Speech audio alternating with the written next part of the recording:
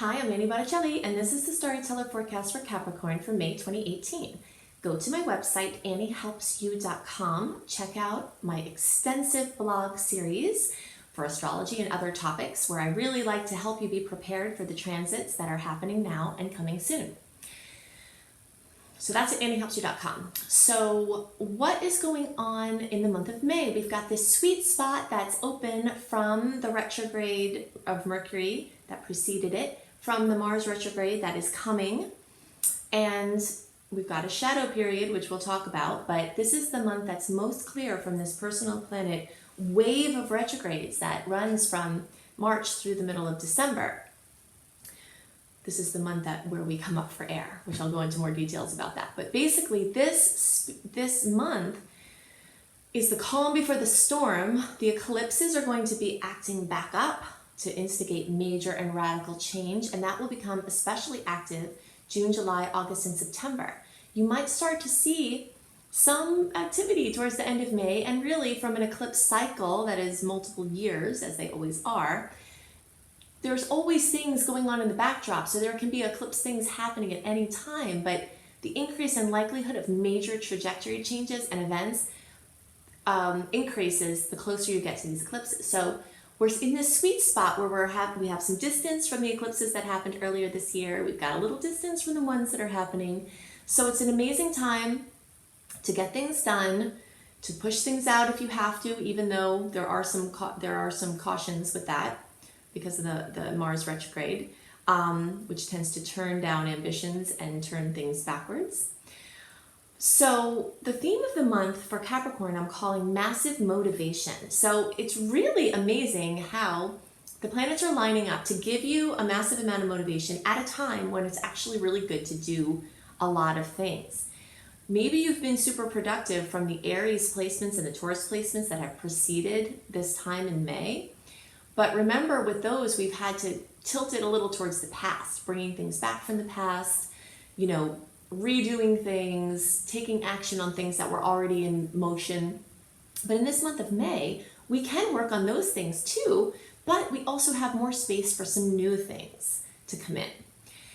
You've got a tremendous amount of support from Mars in your first house. Mars is our power horse. This is the drive. It's sexual drive, it drives ambitions, it drives everything. And it's going to be slowing down when Mars starts its shadow period, May 11th.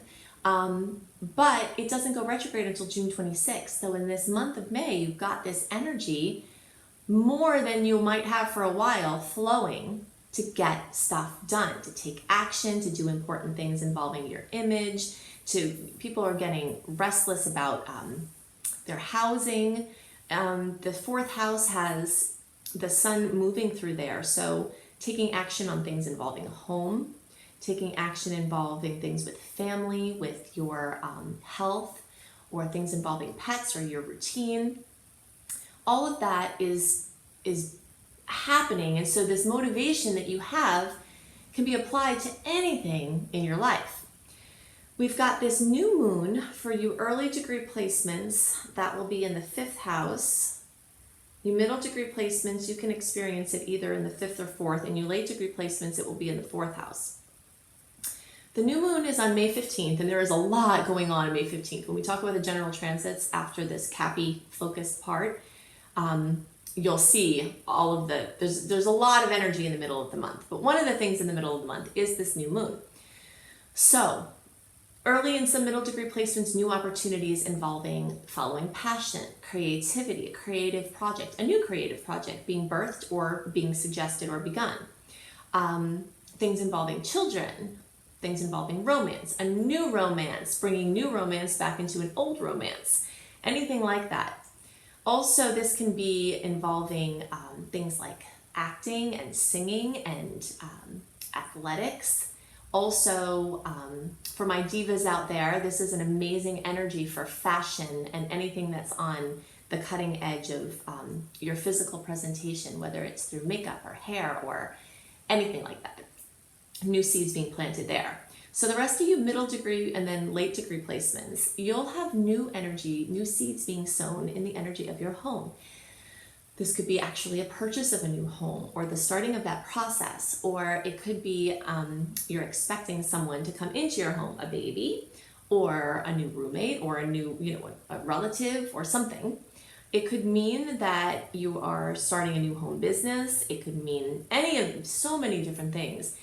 Or maybe you're just really focused on making your home beautiful and creating a beautiful space in your home. And however this works, there's a focus on home and family that is strong for all early, middle, and late degree placements. There are some long-term factors in your first house where you've been, because we've got Saturn and Pluto continuing their long-term movements through your sign, through this first house of your solar chart. So there's this ongoing, radical, steadfast approach towards who you are, what you do, and how you do it, and how you look doing it. So those things will continue to be keys for you, as well as picking up places where you can heal involving your communication, which you've seen over the themes the last couple of months. I've been talking about the themes of your voice. There's a great expansion potential for your work and career, for your place out into the world, for your relationship with authority figures, for your relationships with your father figures, and also this energy of enhancing your work or your presence within a team, within a group. If you're having trouble and you're floundering on your own, there might be a group that is perfect for you, that can help support, or you can be the creator of that group. So this is a good time to join groups. It's a good time to start groups and teams, and also work with humanitarian efforts, nonprofits. So those are the things that are most on my mind for Cappies this month. Now I want to talk about the aspects that are most notable, the dates that they occur, the things you can expect with them, and how you can use the energies, as well as placing May in the scheme of time of the year for understanding its relationship between the upcoming months. So the theme of the month for May 2018 for all signs is coming up for air. We have positioned nicely in the midst of this trend of personal planets being retrograde that started March 8th and runs through the middle of December. We've got this little period where we come up for air from the retrograde process. Also, we're coming up for air in this brief window between the eclipse cycles. So we have 3 eclipses in July and August, 2 in July, 1 in August. Starting in June, even towards the end of May, you might feel some of this. The eclipse changes, radical information coming in, news, trajectory shifts that could be unexpected or worked towards, but all of a sudden they come. So in this little pocket here in May, we're clear of the Mercury retrograde that preceded it. We're clear for a little while of the Mars retrograde that begins June 26th and runs through August 26th. The shadow period for Mars retrograde starts on May 11th. So May 4th through May 11th, we're completely clear of any personal planets retrograde. However, with every day that passes after May 11th, we're going to go deeper into that shadow period, and ambitions may tend to wane. That's one of the big factors of Mars retrograde, is that drive goes backwards. Okay, so people get more lazy, and you can sync your life with this transit. I have Aries rising, so I'm very much connected to this Mars transit because Mars is an Aries ruler, but this will affect everybody. I plan for this period of time now as a relaxing, taking a break, so I go gung-ho all the time before it, and I plan things for the time after it. But this sweet little spot is amazing for vacations, it's amazing for rest, it's amazing for staycations. So you can use this wisely, you just have to plan for it accordingly, okay? So if the lesson is, if you've got things you gotta push through anytime this year and you don't wanna wait until December, try to do it in May, okay? If you are a person with Mars retrograde in your chart, you might start to get zippy as everyone else starts to tone down. And if that's the case, good for you, but you will be in the minority. Something else going on in May that's ongoing from March into July is that Jupiter is in retrograde. So when Jupiter's in retrograde, this is a time to scale back efforts. And this is a beautiful combination of a lesson that Mars is also giving us, because Mars when it's in retrograde, one of the best ways to use it is to seek to do things in more efficient ways so that you do less work with greater outcomes. Jupiter retrograde tells us the same thing. So Jupiter, in its expanded forward motion, wants to make everything bigger and wider and more breadth, right? So when it's in retrograde, it looks for the places where you're spread too thin and it pulls them in, okay? So you have incentive to cut back, trim the fat, evaluate everything in your life to see where you're putting energy, where it's no longer useful and where it's no longer bringing energy back to you. Okay, so I'm going to go through my favorite aspects to watch for this month. You can get a written version of what I'm about to describe, as well as many more transits and details about them in my newsletter, my free newsletter at anniehelpsyou.com.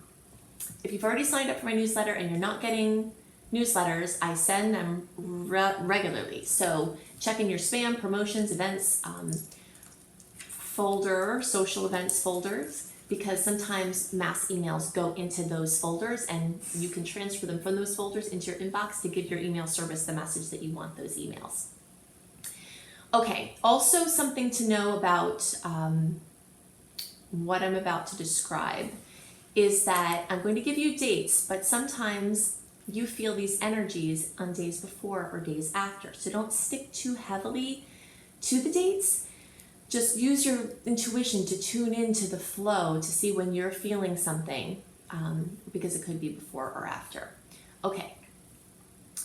On May 8th and then on May 23rd, the Sun in Taurus and then Mercury in Taurus is going to make an opposition to Jupiter in Scorpio. This can give a tendency to overdo. In some ways, you have permission to overdo this month because you really need to get as much done as you can while the energy is good for it. But do couple that with taking your vitamins, getting your rest, trying to balance that energy so you don't do too much. Also, with the things you're creating, make sure you're not spreading yourself too thin, because as the tides come in for the rest of the year, you don't want to overcommit. So just be very wary of overcommitting, overdoing, oversaying, and even overthinking. Okay, on May 11th, one of my favorite aspects of the month is the Sun in Taurus trine Pluto in Capricorn. This is an amazing aspect for getting things done. If you have to plan launch dates, anything like that, important things around this day are very powerfully supported. In the middle of the month, we have a series of aspects that are all piled on top of one another and are each intense in their own right. Okay, so look out for a lot of energy and events in the middle of the month. We've got the new moon in Taurus at 24 degrees of Taurus. That's time for your new moon wishes. You can check out my website. If you go to anniehelpsyou.com, click on blog, click on astrology. The maximizing new moon in Taurus power period is on there. Okay, so you want to maximize those wishes. You can see more about that on that blog. A very big event that's happening at this time is Uranus is moving into the sign of Taurus. This has been in the making for 7 years or so. It takes about 7 years for Uranus to move through a sign. The last time Uranus was in Taurus was between 1935 and 1942. I won't list some of the pretty crazy and intense world events that happened at that time, but most of you know what happened at that time. It was very transformative and eventful series of time. And so we are in for many changes, maybe not exactly the same kind of things, but a lot of change. Something that also happened that's lesser known during the periods of time of 1935 to 1942 that we are set for in the next coming 7 years was and now is a rapid increase in technological advancement, including going to things in outer space, space exploration, anything with technology, anything with forward movement and planning. Also massive developments in mathematics, physics, any of the sciences and maths, medicine. There were major and technology of any kind. So there was massive expansion during that time. So we are set for this massive expansion. And it could be that you are part of this process. So if you have really good ideas, this is a period of time where you might create something that could be life-changing for yourself and other people. So definitely follow those nudges, because intuitive insight for advancement will be very much expanded during this transit. Okay, so we've got between the 15th and 16th, Mars in Aquarius, also squaring Uranus in this new placement of Taurus. So there could be, well, we've experienced this, like I said, the energy of Uranus and Taurus before, but we've also experienced this aspect of Mars in squaring Uranus before.